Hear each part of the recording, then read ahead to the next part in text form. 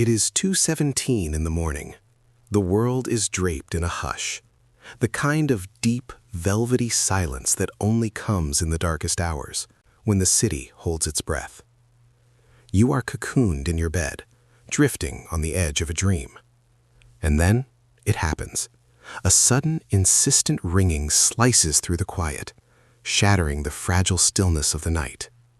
Your phone illuminates the room with an eerie, cold glow. Your heart pounds, your mind still foggy with sleep as you reach for it. Instantly, your thoughts begin to race. Who could be calling at this hour? A wrong number? An emergency?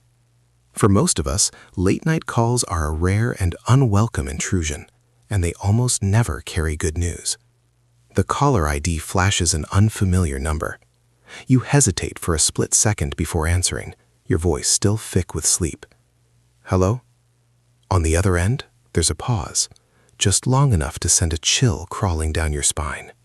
Then, a voice, urgent, breathless, breaks through the static.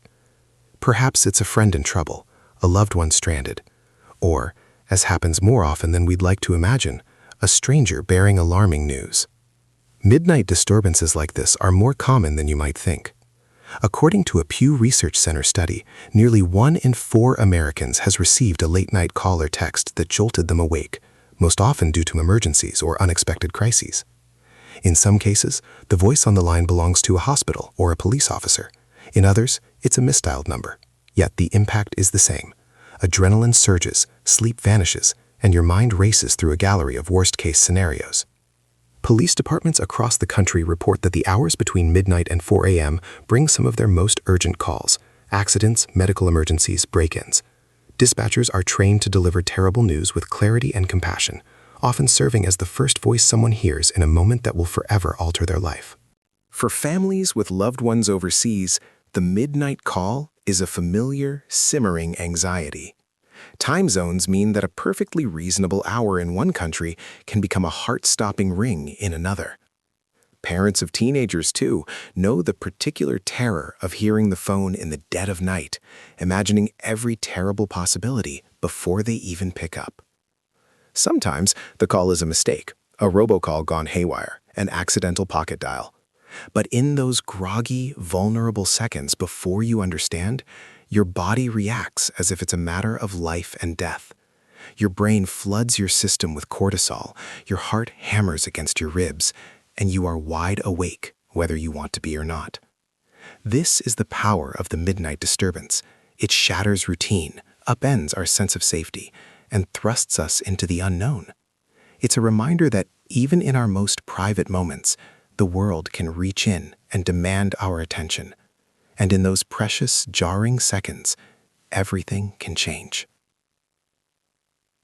Imagine being in your own home, surrounded by the comforting chorus of the everyday, the steady tick of a clock, the low hum of the refrigerator, the distant bark of a neighbor's dog. These are the sounds that fade into the background of your life, the auditory wallpaper you've come to expect.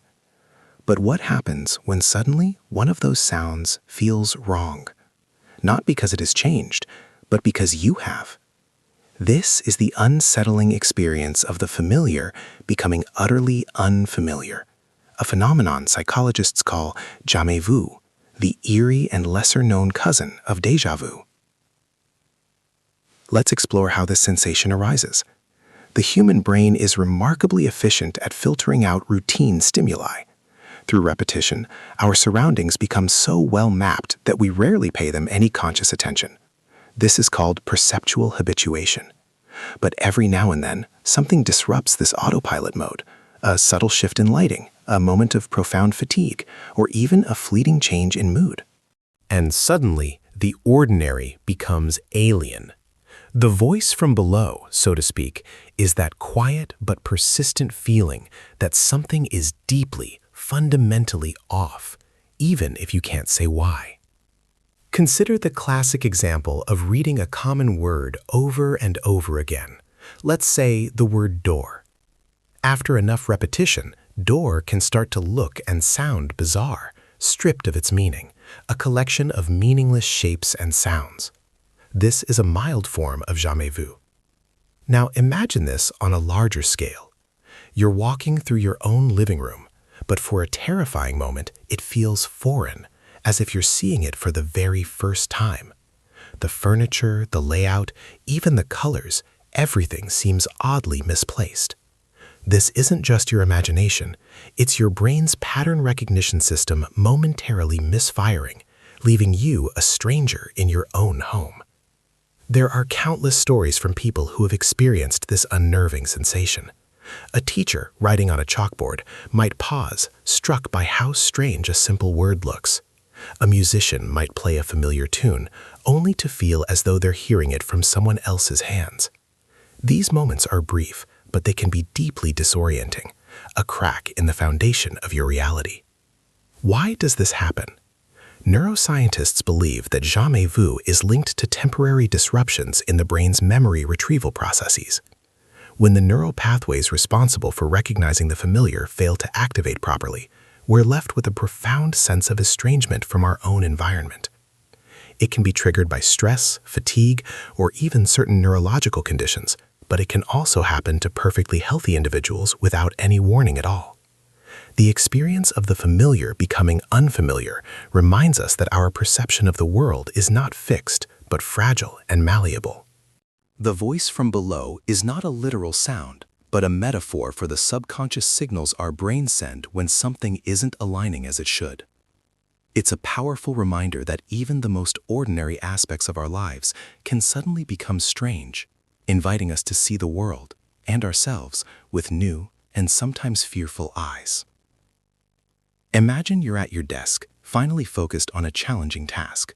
Suddenly, the phone rings, insistent, shrill, a summons that cannot be ignored. Maybe it's a sales agent determined to make a pitch, or a client with an urgent demand. Before you know it, your concentration is shattered. This relentless pursuit by the phone isn't just an occasional interruption, it is a constant, invasive reality of modern life, and it shapes how we work, communicate, and even feel. The telephone has always been a symbol of instant connection, but with this power comes a unique kind of tyranny. Unlike emails or text messages, which can be addressed at our convenience, a ringing phone demands immediate attention. It refuses to be put off. Research has shown that the average office worker receives about 32 phone calls a day. Each call on average interrupts a task, and studies from the University of California, Irvine indicate it can take over 23 minutes to regain full focus after such a disruption.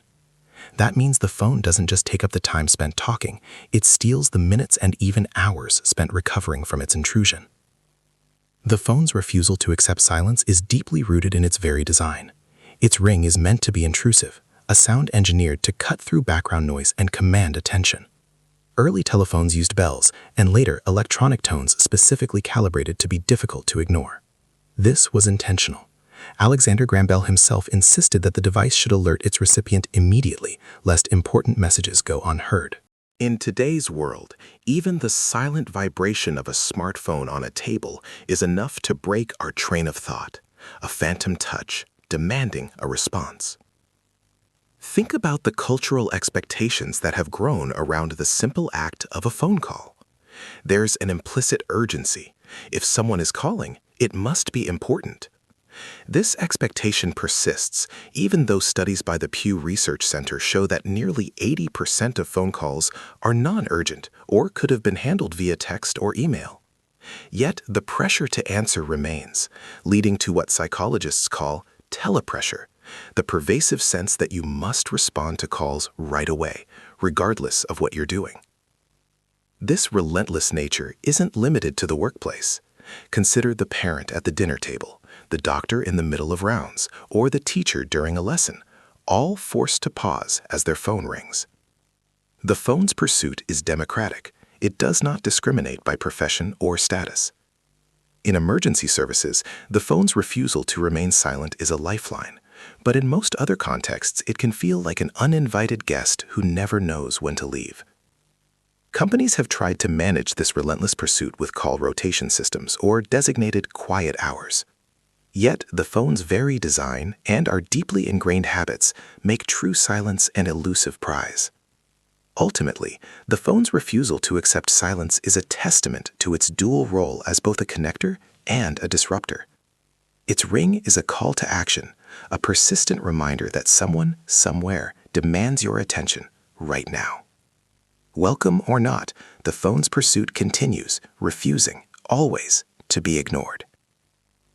Let us step now into the chilling heart of paranormal encounters, the ways in which the so-called other, those entities said to exist beyond the veil, make themselves known in our world.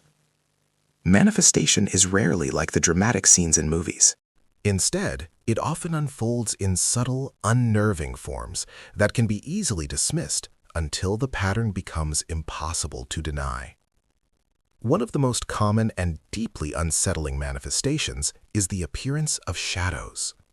Shadow figures are reported in haunted homes, abandoned buildings, and even bustling public spaces. Witnesses often describe fleeting, dark shapes darting across their peripheral vision, too solid to be a trick of the light, yet too quick to be truly seen.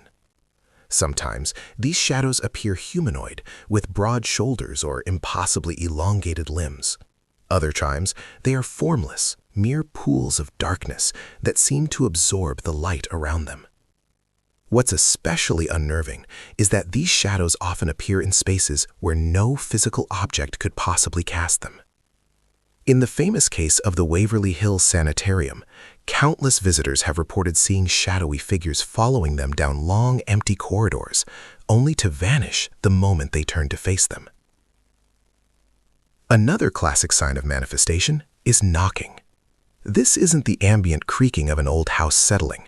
It's a deliberate, purposeful sound, sometimes rhythmic, sometimes frantic and demanding. In many poltergeist cases, such as the famous Enfield poltergeist in 1970s London, witnesses described loud, persistent knocks that seemed to respond to questions or commands. Paranormal researchers classify these as intelligent responses. They're not just random noises, but seemingly direct communication, sometimes spelling out words or numbers. The most unnerving part?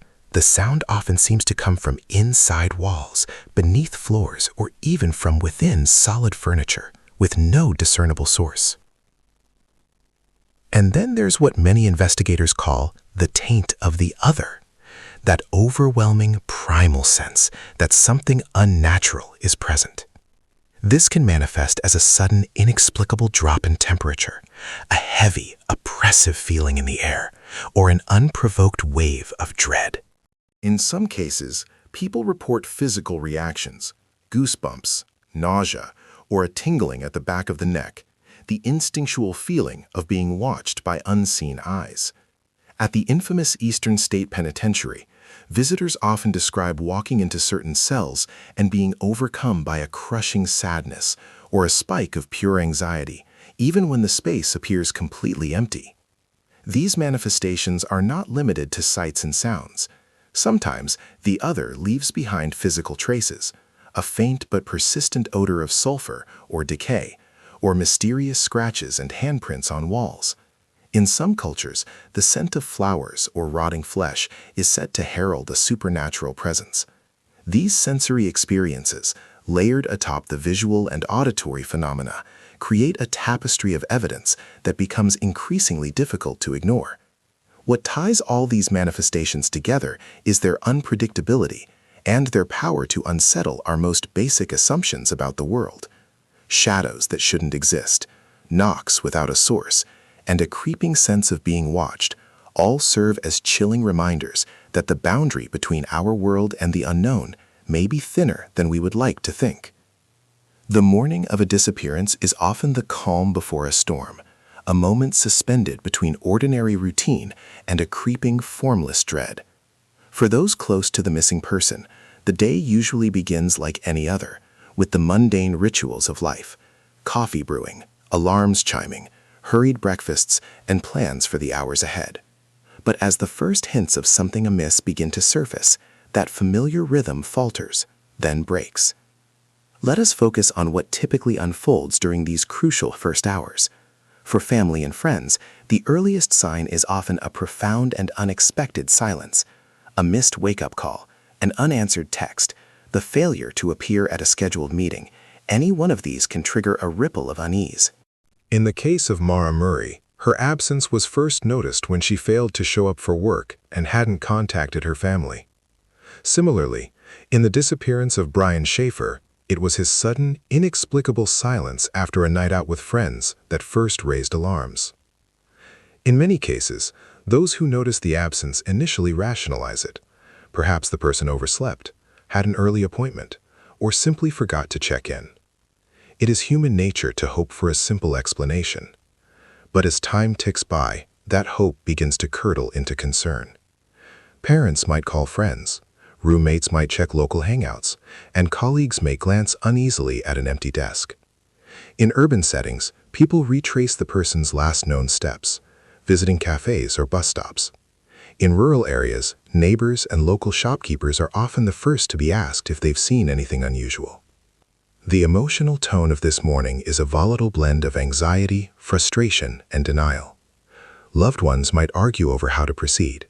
Should they call the police right away, or wait a little longer? In many jurisdictions, there is a dangerous misconception that adults must be missing for 24 hours before authorities will act. This myth can lead to devastating delays. In reality, the first 24 hours are the most critical. Evidence is fresh, memories are sharp, and the chances of locating someone are at their highest. Investigators pay close attention to what was left behind. Was the person's phone or wallet missing? Were the keys on the table? Was a car gone from the driveway? These details can provide vital clues about whether the disappearance was planned, voluntary, or something far more sinister.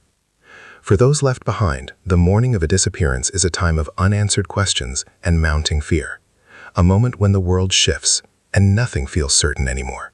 As the legend goes, there is a phrase whispered among those who stare into the abyss of logic and numbers, a phrase so simple yet so notorious: +1. On the surface, it's harmless. Adding 1 is the very foundation of counting, the first step we take in understanding the world. But in the shadowed corridors of mathematics and the ghost-haunted labyrinths of computer code, +1 has become something more. It is a source of both humor and horror, a running joke, and, in some circles, a legendary curse. The curse of +1 is rooted in our obsession with boundaries, with sequences, and with the infamous off-by-1 error. Picture this. A programmer writes a loop to process a list of 10 items. Confident, they run the code. To their horror, the loop runs only 9 times, or perhaps, even more unsettlingly, 11. 9 or 11, but never 10. What went wrong? More often than not, it is the curse of +1. A single misstep, a single forgotten unit has corrupted the entire system. In programming, these tiny details can make or break logic, leading to bugs as persistent as they are perplexing. But the legend does not stop in the digital world. It speaks to a more fundamental flaw. Consider the classic riddle. How many fence posts do you need to make a fence with 10 sections? The answer is not 10, it's 11. There is always one more than you expect.